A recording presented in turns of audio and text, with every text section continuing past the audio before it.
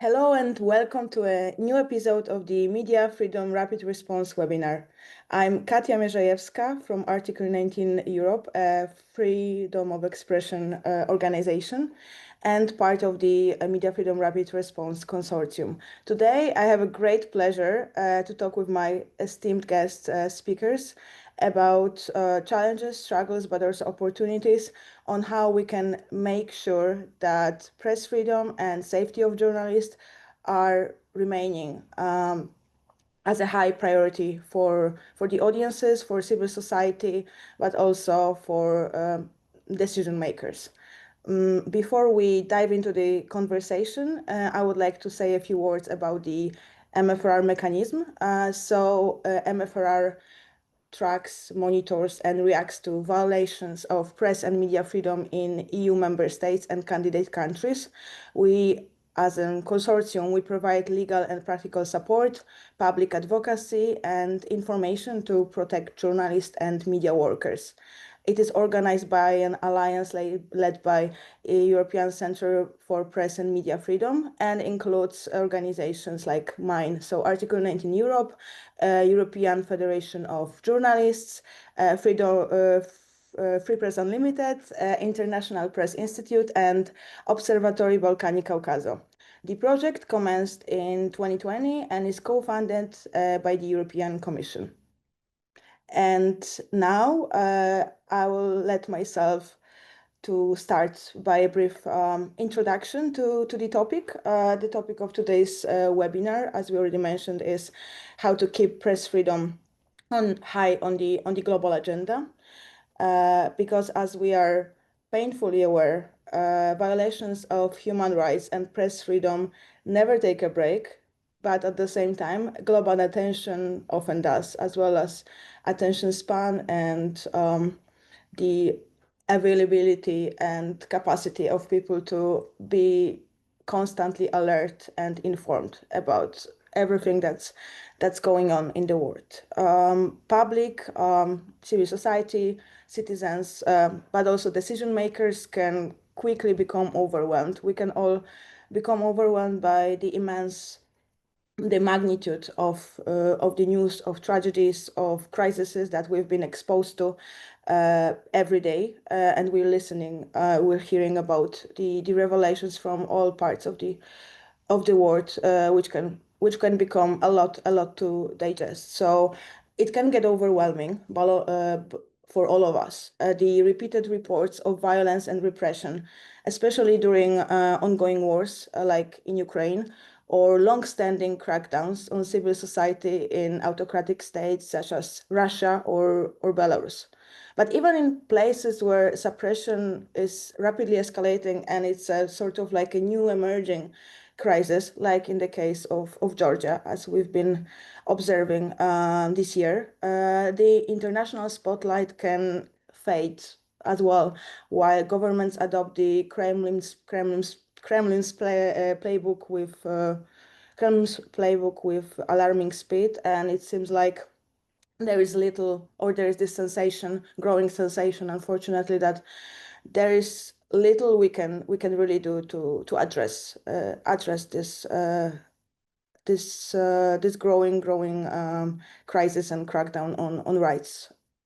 So on top of that, we also have, as we already established, on top of the increasingly repressive environment in different parts of Europe and beyond, we also have governments adopting more and more laws targeting independent reporting and civil activism. And at the same time, concurrently, we're also confronted with deepening polarization, disinformation, and a world where objective truth seems to not exist, or at least not matter anymore. So those who control the narrative or struggle to control attempt to control the narrative often dictate the perception. That's the ultimate goal. So they can use this shift in perception to suit their political and private interest. We also see the situation when politicians are routinely discrediting critical journalists, undermine their credibility, which is which in a way, unfortunately, can make the public turn against the media and ultimately discourage the support for persecuted outlets or vilified journalists, because there is a growing disassociation or alienation of journalists when they are being subjected to smear campaigns.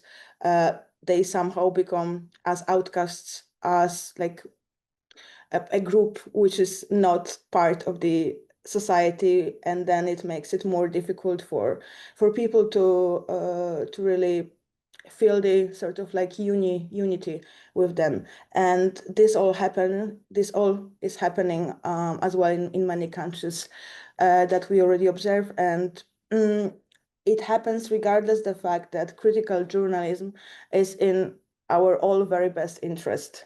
So we have all of this different multi-layers of struggles, problems, ongoing crises, emerging crises, and rapidly changing environment.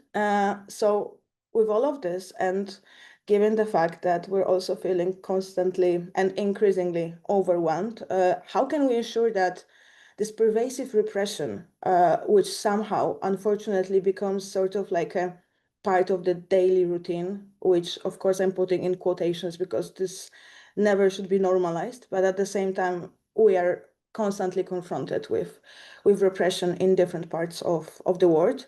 So how to make sure that all of these violations, the attacks on press freedom and the rights remain visible and urgent, even when fatigue sets in and progress feels impossible or seems to be very distant. This challenge is especially acute during the summer when EU politicians are on holiday, audiences are distracted, and public attention shifts away from urgent human rights crises and issues, because we all need a break. We all need to restore. However, while Brussels institutions and some countries benefit from the so-called European summer, the rest of the world doesn't. And the rest of the world continues to fight on an uneven playing field, struggling for attention, support, and justice, which proves to be especially difficult in the months like August. But at the same time, we know that dictators never take vacation, so we should make sure how to be able to respond to the crises when it's really hard to maybe to rally the support or gather together to impose some concrete pressure. And we will talk about all of this with my esteemed guest. I'm really, really thrilled to be joined today by great experts and speakers who try to address the issues that I try to briefly summarize here in their daily work, in their experience and their professional life as journalists, as activists, as managers, part of civil societies and working with civil societies in countries which experience immense repression. So we'll talk about the public advocacy for media freedom, why it's essential, what can we do, what strategies worked best in previous experience of my speakers, and try to share any practical tactics, means, measures, maybe tricks to ensure that the struggles of journalists is not forgotten, and that we can keep fighting and we can keep campaigning, but campaigning in an efficient way. So without further ado, I would like to introduce my fantastic speakers, fantastic experts. So we have here today with us Tatiana Tolstoneva, fundraiser and program director of Human Rights Project First Department, independent consultant on fundraising and organizational development. Great to have you with us. We have also Giovanna Fleck, policy advisor who works on intersection of journalism, research, and advocacy, currently working at RNW Media, a Dutch media development organization. Policy Advisor for Media and Human Rights. Great to have you with us, Giovanna. And last but not least, we also have with us Keto Kaftaradze from Georgian campaign, The Lights Must Stay On. And I'm sure we will dive into the campaign more in more in detail very soon. And I would like to start our conversation with you, Giovanna. If you could tell us more about the importance and the goals and the overarching aim of public advocacy and campaigning efforts for press freedom, and what you think are the ways in your experience to make them as effective as possible. Thank you, and leaving the floor to you to start the conversation. Thank you, Katya, and thank you so much for the great opening and the pointers that you highlighted in your opening for the session. I think you light up the difficulties of the sector, and hopefully we can untangle some of those in this conversation. I think when it comes to the role of advocacy, in my personal experience, and I come from a journalistic background, I used to be a reporter, both ways of working are very, very similar, and they share a lot with each other. And what I mean by that is that people often think that advocacy has this bureaucratic forefront, or that it has such a, I don't know, like an administrative, like facing and so on and so forth. But to me, really good and compelling advocacy strategies, they first go through identifying and talking to primary sources, to people on the ground, to what's actively happening. And when it comes to defending press freedom, we see that the tactics to attack press in different countries, they vary very much by context. And that context is very important. And so when we try to develop campaigns and we try to develop actions or solutions that try to help a little bit, and as I said, kind of untangling this very complex scenario in which press freedom is in such a state of attack, I think first we need to comprehend what's going on in the geographical locations that we aim for. I've been doing this work for a few years now. I've worked with advocacy, focusing a lot on digital authoritarianism and how technology is being employed to silence different voices. And I've been working from the region where I'm personally from, in Latin America, to countries completely else in the world that I didn't have a background on, such as Myanmar, other countries in South and Southeast Asia, to Europe, and especially Eastern Europe. We see a lot of similarities, but regardless of the similarities, I found that no campaign can be actively impactful if it's not connected to the local communities and to the people on the ground, and to the journalists or the media makers that we want to help, because they're going to have different demands.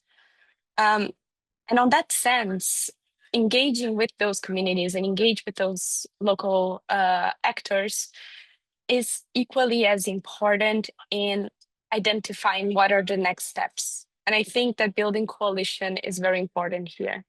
When we talk about press freedom worldwide, we're talking about a problem that technically knows no borders.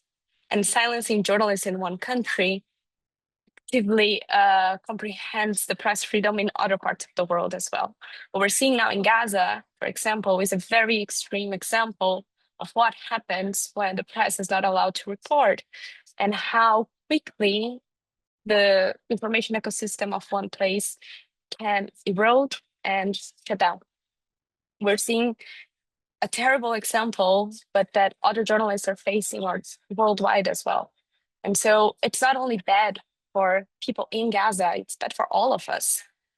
So I think forming coalition, forming ways of collaborating and tapping into each other's work is one way for us to ensuring that resources are distributed, and places, especially in global minority countries, can tap into helping and aid for global majority communities, and that too, knowledge is not centralized as well, that we can share this in more diverse ways. I'll stop here and I'll leave it to my colleagues to respond further. But I think I also open a few other doors for us to conclude a bit more later. Thank you much. Thank you so much, Giovanna, for that. And I completely agree, and I see few very, very crucial points that you tackled. So to sum up, context is important. So we need to really adapt our work, our strategies to the geographical context, but also like what is situation on the ground, the cultural context, and so on. And I think that's a very crucial one that also Tatiana and Keto can refer to in specific context of the region, of the countries they work on. Important is to create coalitions, and I completely agree. We need to have more and more alliances, like cross-country, even cross-regional. But as we already established, and as you also emphasized, there is no such things like isolated atoms in the space. Like we are all very much connected and becoming more and more connected. So whatever is happening in one country, either is being then copied by dictators in the other country, as we've been saying, and we will talk about it in the case of Russia and Georgia. But at the same time, yeah, when we don't have information about the human rights abuses or war crimes, then we can't really act, and there's even less of possibility to even have any chance to hold them accountable to perpetrators. So, just wanted to. And of course, knowledge is power, but at the same time, it's becoming access to information is becoming sort of like a weapon or a tactic, which we've seen unfolding, for example, in the war on information, in the full-scale invasion of Ukraine. And yes, please, please, Giovanna. Just to add one more quick point to what you said, because as you very well explained, there is a fatigue, and especially when it comes to this recess period in Europe or the Northern Hemisphere that's going through summer, and there is a fatigue in acknowledging those difficulties and how terrible the current state of the world is, a world that is really going towards more conflict, that is going towards more climate crisis. But at the same time, well, not only those things don't stop, but there is, I think, an opportunity to be taken here for us on the side of protecting rights, and especially protecting human rights and press freedom, to reassess our own needs. It's a community that has been critically impacted over the past few years, a community that is suffering a lot in terms of losses, violence, and mental health crisis as well. And I think this is also important for us in this conversation moving forward to acknowledge in terms of what are the capacities and resources that we also have, and also how to as I said before, kind of tapping into and helping each other when others are losing those resources fast. But I'll stop here. Yes, I absolutely agree, and we will touch upon the necessities and the needs of the civil society and all of the people fighting the good fight later in our conversation. And I wanted now to move to Tatiana and specific country context, which will be in this case Russia. So, as we all know, Putin has been introducing with a big consistency this vicious plan to dismantle civil society institutions and suppress any independent journalism or activism. And it hasn't happened overnight. It's been a decade-long project. But even though it's been happening for so long, the full-scale invasion of Ukraine has surely intensified repression on an unprecedented scale. And it created a suffocating climate for absolutely everybody, including, of course, independent reporters, which are, I mean, like very, very few even can stay in the country because they definitely are having fears for not only their health, but their life and their well-being. So there is a suffocating climate inside Russia, but also there is not much hope outside Russia because Putin seems to evade accountability on all fronts everywhere. So, Tatiana, how can we ensure that public interest journalism by Russians on Russia remains relevant and receives the support it needs? How to justify help and rallying support when the situation seems so helpless. And if you could share your experience, working with civil society and journalists in Russia, outside Russia, in this very, very much difficult and dire context. Thank you so much for having me today. And I would like to start from the points Giovanna already made, that it is hardly to imagine civil society like a monolith union something, yeah? Civil society by default, it's a very distributed structure. And referring to the Russian independent media, especially investigative media, after the full-scale invasion, the majority of high-profile journalists, experienced human rights defender, were pushed to leave Russia and nowadays working from the exile, like by myself, for example.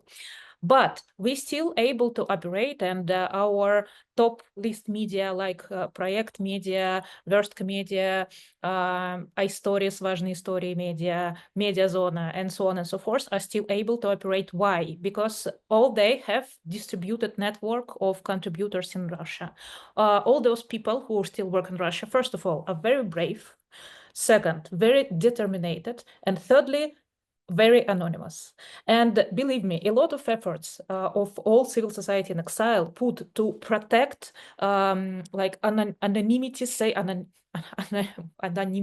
safety, and I don't know, secrecy of those people, because they're actually a real treasure and the real instrument on the ground who actually makes the journalist happen. Yeah, and this model, like distributed model, also model which my organization, we are not journalists, but we are human rights following. Yeah, we have a network of lawyers on the ground, and of course those people are extraordinarily brave. And my organization put tremendous number of effort to make sure that they are anonymous enough to cover cooperation with our organization from authorities. Yeah, and those like system of overlapping circles and networks, it's like a fabric of civil society which actually still alive and pretty much alive despite this growing level of repression, like Katia, you mentioned, that is growing and pushing harder and harder.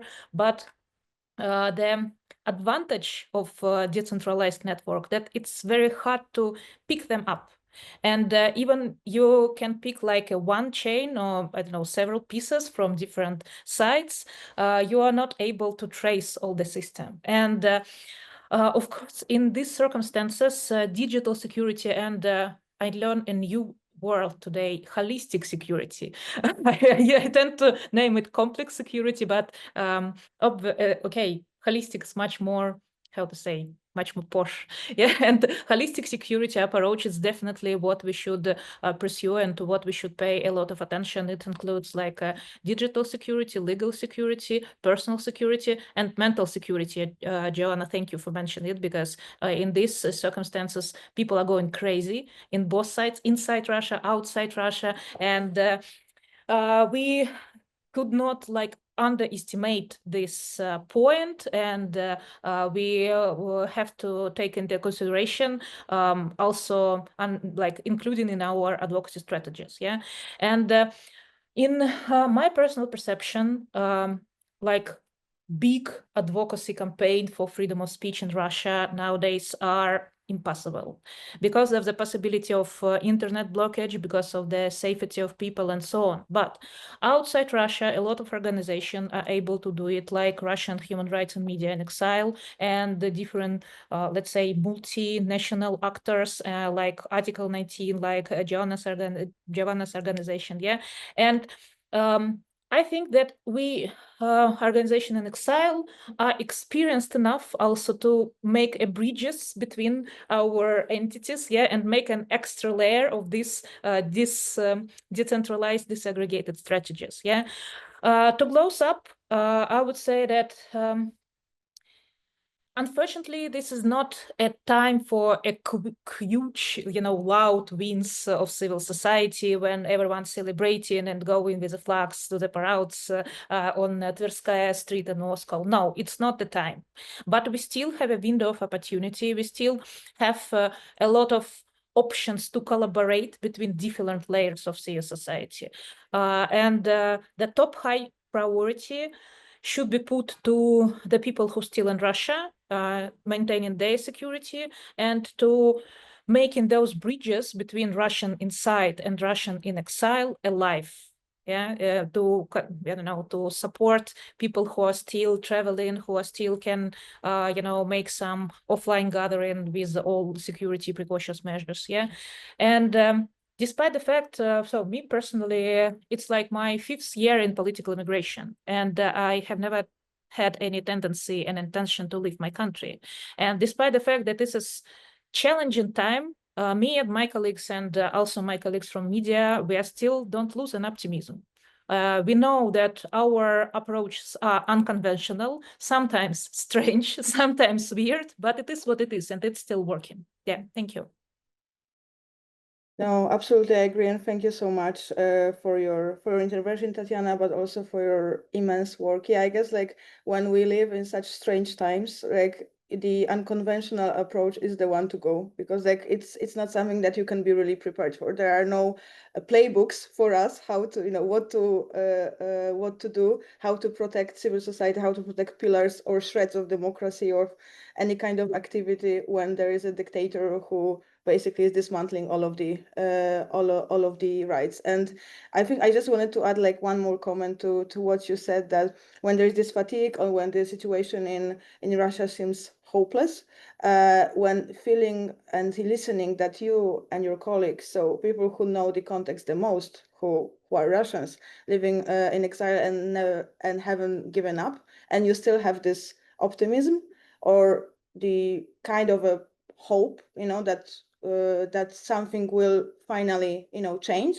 I guess this is something for us as international community, a big lesson and also motivation, and inspiration as well. So if you're not losing hope, like how there should we? I'm trusting you on that, right? Because you know the context much better. And just also on one, just a little quick note, if I guess like one of the let's say advertisements for supporting Russians, or because Belarusians are in a very similar situation as well, like seeing what can you achieve in such, despite such suffocating and so limited spaces and resources, and with a threat to your lives, to your health. Like imagine what you could do with a little less repression, right? Because that would be absolutely amazing. So I will leave it on that, because it feels like you definitely can make impossible possible. And I wanted to move to Keto, because unfortunately what we have been seeing, what has been taking a decade, very, very long years in Russia, when it comes to Georgia, seems to be unfolding at an alarmingly rapid pace. So to sum up, recent months this year, we have witnessed that the Georgian Dream Party has enacted several repressive laws, including foreign agents laws, which effectively puts media and activists at tangible risk of prosecution for their work, and of course heavily limits their ability to seek, for example, funding abroad to sustain their operations. So people protest daily, and law enforcement responds with violence and jails journalists and activists. And we've been watching this happening real time. There is no European summer in Georgia for sure. So Keto, I wanted to ask you to share more of your experience on exactly what you've been doing now, because this is what's happening very much. It's unfolding in real time as we speak. So if you could say a few words about your current work. Thank you, Katya.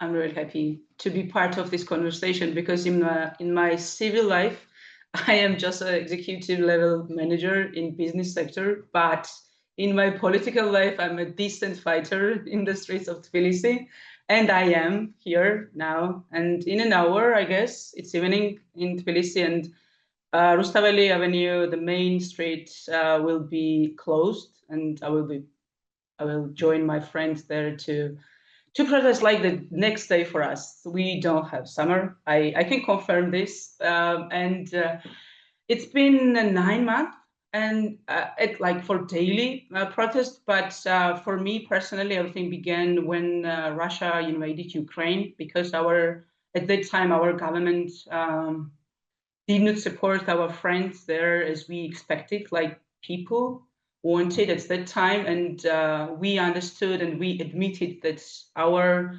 government is backed by Russia, and this authoritarian regime started to reveal themselves, right? So for me, everything began 3.5 years ago to fight against the regime. And as you know, last year they rigged the election, and we don't recognize our government, and everyone is in the streets. I mean, it's not only Tbilisi, just to have a picture of the country. There are 7 other cities where we have daily protests. My hometown is Kutaisi, and my mother is there daily as well. And when we leave the city, I mean, me and my friends, we always go somewhere where the protest is, like to join them there.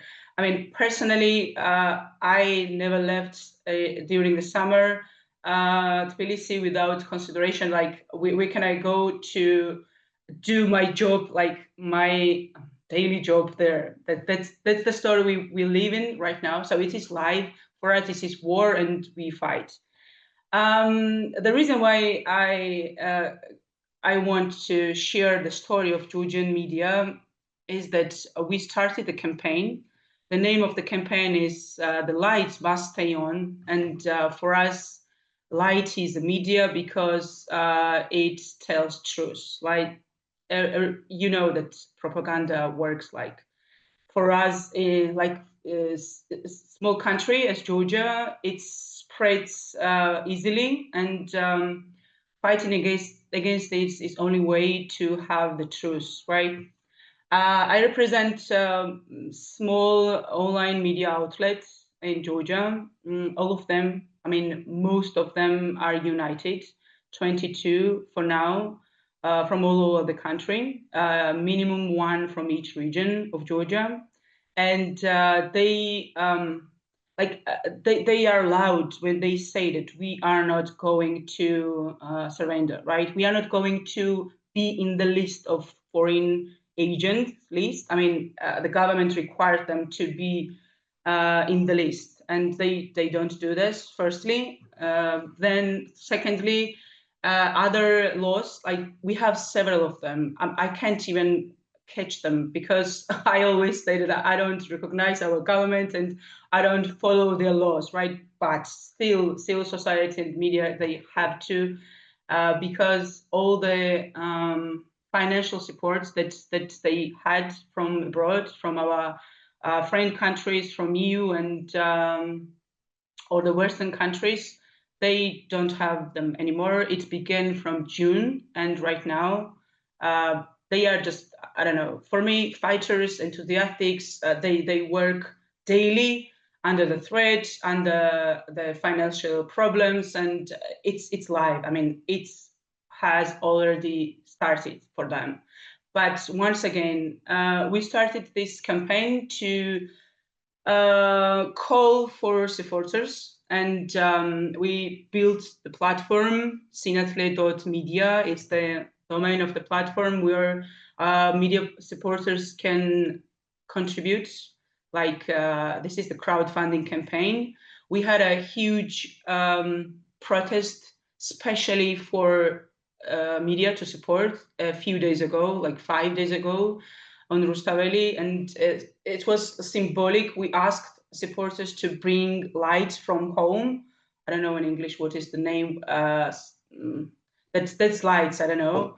And we marched to the building of the parliament with this light to show the support to representatives of these media outlets, and they are so brave and they say that they won't surrender. They will continue to fight against these laws, but still they need to be supported, right? This campaign will continue and will encourage people to subscribe monthly and to support these media outlets, and we will contribute all the money that we will gather between them to support and to have this big message that the lights shall not got out. So this is very important for them to feel this support for their listeners, readers, and all the people who are in the streets. They admit their importance, especially online media outlets are without any resources, as you know, right? I mean, they are not big televisions or other big medias, and they go daily and bring the truth to the people. Especially for us, we have daily court sessions, and right now it's closed. Several months ago, government closed the courtrooms, but still they draw, I don't know, they have all the content and deliver to the people. And it was crucial fight because in general, they could not, how to say, could not pursue the people that they are, any of them are guilty, right? We have 66 political prisoners right now, and they could not prove that one of them is guilty. So this is because these media outlets worked there bravely, and they brought the truth to the people of the country. And one example for me was very exciting.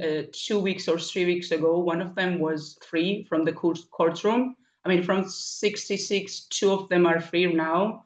And despite the fact that, despite the fact that courtrooms are closed, every single journalist who were there in the room, they started to go in live on Facebook. Like, for me, it was so exciting that they said that we don't follow the rules right now, and authorities, they could not do anything. Like, they tried to avoid these phones. Just imagine the picture when everyone is recording the video, because they were so happy. I was at the office, and it's 15 or 20 minutes from the court, and I ran there, and I was with my tears, and everyone was with the tears there, of course. But for me, it was how to say, sign that when we are together, we can break any law that we don't follow, because everyone went live and they couldn't do anything. This was the big example for me how media works in general. So yeah, I'm honored to help them to lead this campaign, and I'm sure the Georgian people will support them. And same as Tatiana mentioned, that we have hope, and we believe in ourselves, and we know that it always comes back, like when you don't surrender and fight for your country. Thank you. Thank you so much, Kato. Yeah, this combination of huge, strong determination, the creativity that you have, and this sense of unity and solidarity, I guess these are one of the most crucial factors that we always need to take into consideration while campaigning or advocating for the rights. And we definitely need more positive stories like the one to show the public disobedience, but for the rights, right? Like when you said that people just broke this rule and started recording the situation in the court. It shows also that we are big in numbers. We can really, if we organize ourselves in a, let's say, in a more structural manner, we can really push and get some great results. And great to hear that most of the political prisoners are now released. And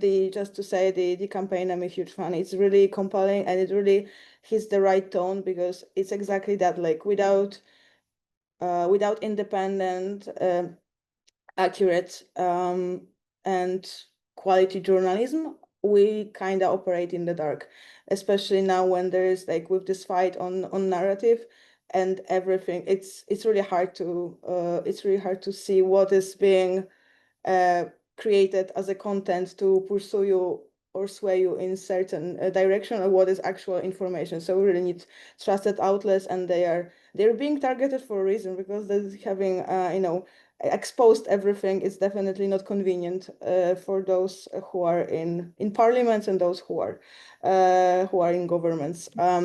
I wanted to now go to the second round of questions. We talked a lot about your work, your experience, the struggles that we have, and we need to take into consideration also the very important bit on the finance, because as much as we would like to be always just focusing on powerful stories, we need to remain grounded that we also need resources and funding. And I guess that's something that should resonate from this discussion as well, that organizing ourselves and trying to encourage other people to support with money as well, not only sharing, but with money, to make sure that you can carry on and continue the work and support the journalists who are now more and more in precarious situation is really vital, because we can't really operate on on good words and motivation only, right? Unfortunately, we still live in capitalism, so that's how it works. So I wanted also now to ask, in terms of when we're discussing your work and what has been proven efficient and how you navigate the increasingly hostile environments, what else we could do to make this campaigning and advocacy efficient, especially when we have like so many concurrent crises in the world, and when we have Gaza, when we have Sudan, but we still have Myanmar, and in Europe, like we have big protests in Serbia. There've been a crackdown on rights in Poland as well. So there is like, it's unfortunately, these are not isolated examples, not that quote unquote special in a sense, which makes also more difficult to get the attention, so to speak, to put it bluntly. So I wanted to start from you, Giovanna. And what do you think? Because you have this bird eye view from different regions, and different roles as a journalist, but also now as an advocacy expert. Like, what do you think of what should be like some more targeted, maybe cross country, maybe cross regional, in general, international responses? What can we do as as those who work for a human rights organization, and how we can facilitate, participate, support the movements, and make sure that we contribute to the conversation, not only repeat some empty words, right? Because we can, if we don't really think through a campaign, it will be just wasted energy and time, because like we need to make sure it's efficient. Otherwise, it makes no sense. So yeah, Giovanna, the floor is yours. I think first of all, I would like to acknowledge that I wish I had a great response for a question, and I could say like, yeah, that's it, that's what we should do. I don't have this magic answer, unfortunately. I do have a few pointers based on my own experience, but I would also be curious to hear about Tatiana and Keto afterwards. But I think first of all is exactly expanding on the answers that both Tatiana and Keto just gave us, in terms of amplifying those examples that they cited and amplifying those forms of resistance. Resisting is not easy. Resisting takes a lot of energy, to say the least, takes a lot from you. And forms of resistance are unfortunately increasingly more difficult to come by. I think, first of all, we need to amplify those. We need to make sure that people know that they exist, because pockets of hope are very hard to come by those days. And incredibly, I like to believe that they're still transformative. And believing in collaboration, believing in co-powering each other, I think there's still some work to be done there. So first of all, in a more, I think, general tone, I would highlight that. But from a more practical position, I think we've highlighted so many challenges over this call. I'd just like to emphasize a few ones so I can tap inside of some alternatives as well. We talked a lot about the rise of propaganda, disinformation, and with that, I'd like to add also the declining trust in journalism and journalists. The idea of targeting journalists and press organizations as foreign agents, unfortunately, it's not new, but it's something that we continue seeing all over the world. And I'm not only talking about authoritarian countries, I'm also talking about democracies here. And we see these trends happening in democracies. We see these happening in Western Europe, which claims to be so progressive and fast forward when it comes to media, but it's both trends, and especially when it comes to disinformation, are growing, and it's worth dedicating some time to understanding the full implications of that for society as well. There's the economic pressure on independent media. There's legal and digital repression as well. And I think when it comes to legal and digital repression apparatus, that's where cross-country solidarity can come along very much. As I said before, I worked for a long time on digital authoritarianism, so how technology is used to employ forms of authoritarian practices. Again, not only in autocracies, also in democracies. And we see those as trends being time and time again normalized. It's normal for our data to be leaked. It's normal for information to be out there. So it's also normal for information to be used against us. And when it comes to activists and journalists, that's incredibly, incredibly dangerous. I think there's a lot to be done when it comes to demanding accountability from big tech companies. Those big tech companies that operate globally, the ones that are part of our work, but also part of the mechanisms that are used to repress voices around the world, and ensuring that those are held accountable accordingly. I think it's a very important part of the process. Again, it requires some dedication in terms of context, in terms of how people are being affected, and a more longitudinal approach in terms of collaboration.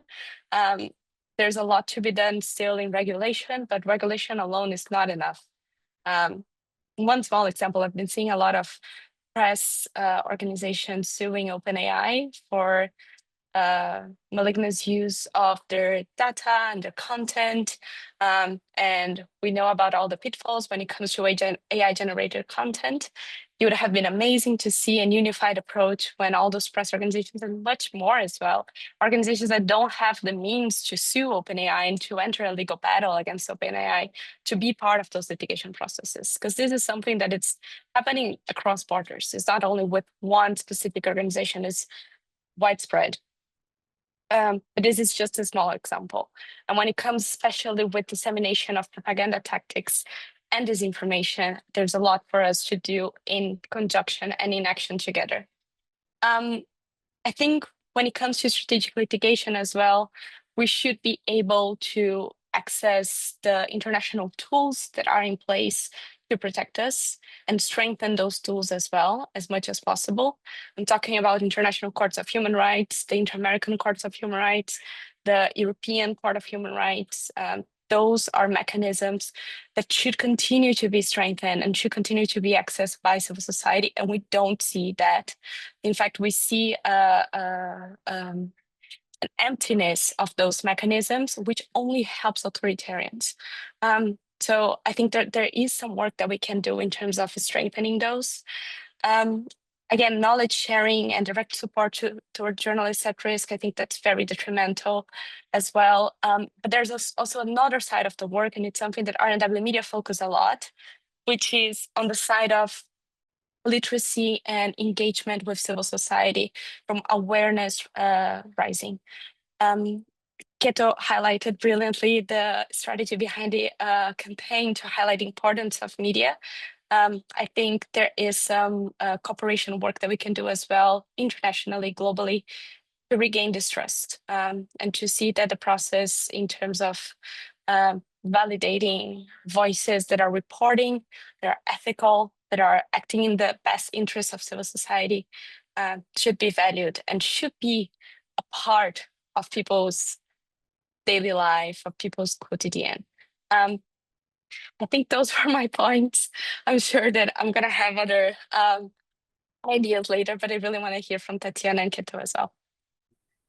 Thank you so much, Giovanna. And yeah, you touched upon I think, most of the things that I also had in mind, and it shows that we really need to work on various fronts concurrently at the same time. And when we work in these coalitions, like, knowledge sharing is everything, because like when we are trying to, for example, put some pressure on big tech, and I've seen this a lot at work in my previous experiences and engagements, that sometimes as organizations we also don't know who does what, or whether someone was already in contact, and there is like, and then the big tech companies only take advantage of that, because obviously they will not make our lives easier and share some information, and then we're sort of repeating some processes that has been already ongoing. That's why we can definitely, even in this case, context, regional context doesn't really matter that much, because we are all in this online bubble together, and we can definitely share experiences.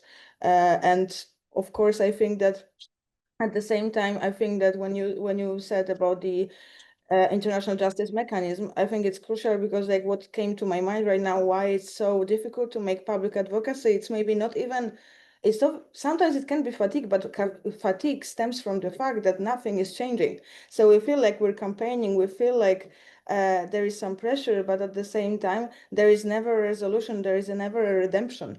So if we've seen more successes, maybe we need to scale down a bit on our ambitions, but to amplify more of these success stories that would show us that there is an action and there is an impact that we have. Because if we have zero impact, that's what makes this advocacy so difficult. But at the same time, if we stop, there will be no impact at all. So there is always this how to strike a balance. And I will stop now, because I also am really, really curious to listen when it comes to the Russia-oriented experience from Tatiana. What do you think, Tatiana? What kind of support, help, alliances, or whatever you think about public advocacy campaigning for Russia journalists, especially in the context of your work? Like, what would you say could happen, or what kind of ideas you would have to explore, or maybe strengthen? Maybe some of them already exist, of course. Thank you.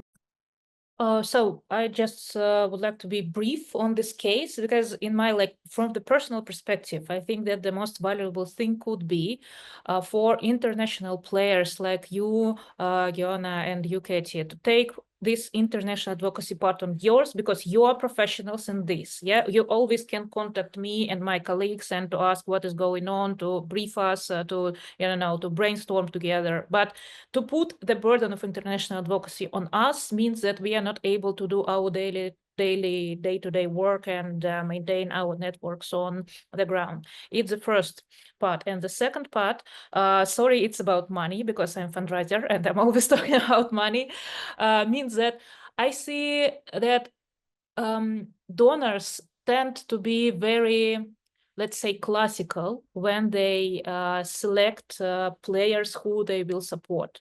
Let's imagine that if we support this organization for, I don't know, 10 years, it means that they expect some support from us, and we already know that they are good guys and their reporting is good and clear and in time and so on. And it makes, in the circumstances of shrinking amount of money, it means that new players are enabled to come on market. And new players are those who bring innovations, because big organizations tend to be very, slow, a little bit bureaucratic, and it is not like a room for creativity. Yeah. And I saw how in 2022 this wave emerged a little bit, and there was a special slots for new project in every call for proposal, and it benefits in form of emergent, very new and very fresh projects. And unfortunately, today, in the lack of financing situation and this Trumpacid, how my colleagues call it, yeah, this new organization, of course, they're not very much experienced, but they are dying. It means that the source of potential innovation, source of new approaches, also dying. I understand this is like a huge managerial challenge, yeah, but I saw, I see this problem, and me personally have no solution of this problem, but I think it's important to articulate it and to call for more, I don't know, diversity, maybe from the donor perspective, yeah, and the consideration of like maybe a little bit more entrepreneurial consideration of the impact which bring our organizations and our media. Thank you. No, I completely agree, and your points are very, very practical, which makes them insanely efficient if we could, know how to address them. I think that one of the ways or potential scenarios in my mind right now would be to sometimes join forces, like someone more experienced and a bigger organization which is longer in the field, and then trying to connect them with a smaller one, emerging ones, which bring this innovation, because the new setup, established organizations are set up because they want to respond to a new challenge, right? Because like they will not be just very vaguely protecting, various overly broad words like human rights, because then, especially when it comes to technology, I think there is more of this potential there. So maybe if there could be like a way to make it more as a practice, as a good practice to. It's all about all of this, like creating alliances. It's just like now it's like alliances when it comes to maybe joining forces and applying for some funds, and then some organization which has more experience in managing grants, but doesn't have this new, let's say, innovative approach. Then it feels like a great complementing work. So that's definitely something as a food for thought to take from the conversation. And I also wanted to ask you, Kato, what do you think? What would be helpful in Georgia Heights? As I know, the situation has been dynamic every day, but what do you think would be helpful for you guys on the ground? This is not like how to say normal question for me right now, because I personally believe in people. And several months ago, I decided that not just me, but people around me who are in the street and who are in the protest decided that we are here alone. That doesn't mean that we don't have friends outside. I mean, this fight is ours. Like we have this responsibility that if we decide, I mean, Georgians decide that we are not going to become part of Russia, right? Our enemy. Yeah, we will do it. This is the philosophy I have right now. And we have examples here, like we have live heroes right now in Georgia. Zia Malobeli, you have heard about her, right? I mean, I admire her because one fact that she has never seated on the chair in the courtroom. This is the act that she is innocent and she should never sit on the chair that where people sit when they have done something wrong, right? This is the way she fights, despite the fact that she has no health, let's say. She lost a minimum of 30 kilograms, I guess, because first 40 days she was on hunger strike. Then she lost sight on in one eye, and in another one she has only 30%. Just imagine, it's like a terrible condition they have her, and despite the fact that these conditions, she is still fighting. And the media outlet she founded 25 years ago is part of our campaign, of course, and it's a regional media, and one of the famous, influential, and one of them we are proud of, and our country tagline is strength is in unity. That's what we are doing here. I mean, for us, support, being together, and like literally being together is crucial for now, because it's been 9 months, as I've already mentioned. It's for most people it's impossible to go in the streets daily. That means you don't have any other life, right? I mean, for myself, it's like daily working in the office, of course, but I have a huge support from my employee. That it's impossible otherwise, right?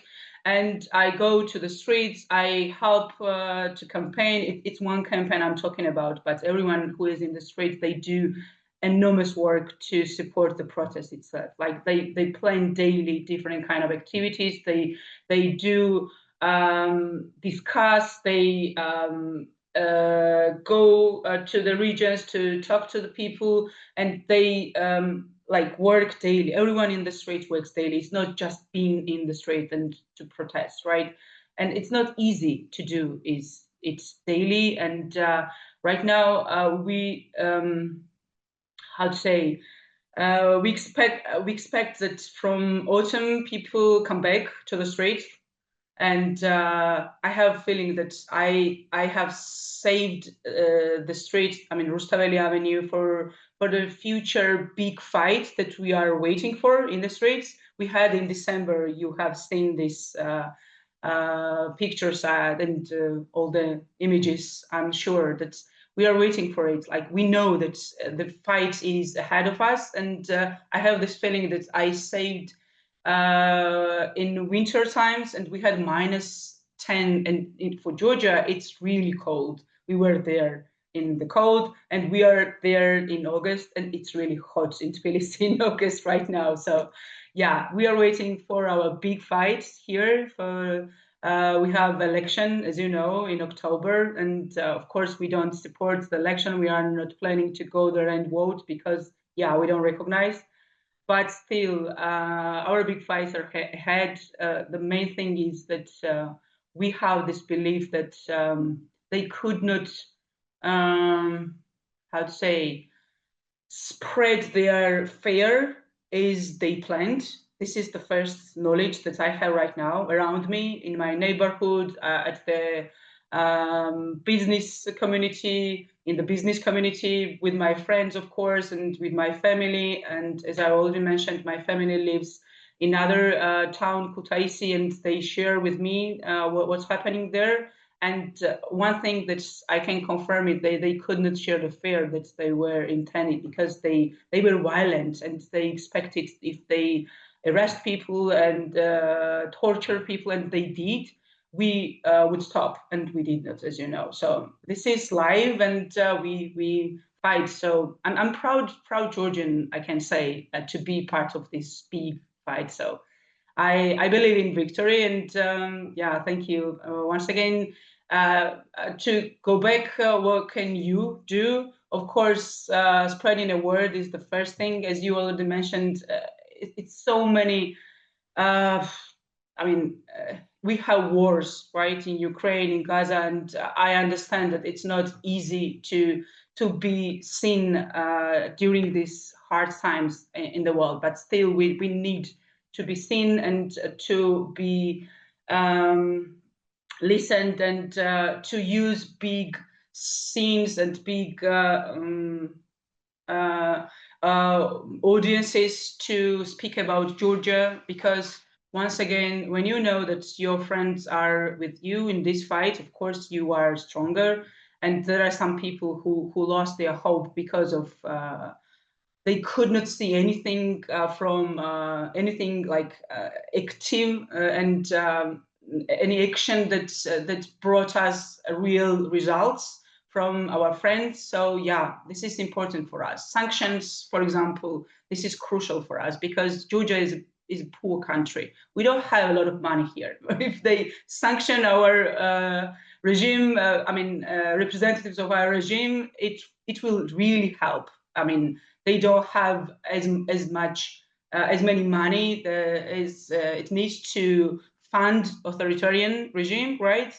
And if they lose it, yeah, it will definitely help us. So spread the word to sanction them. This is one thing what I can say right now.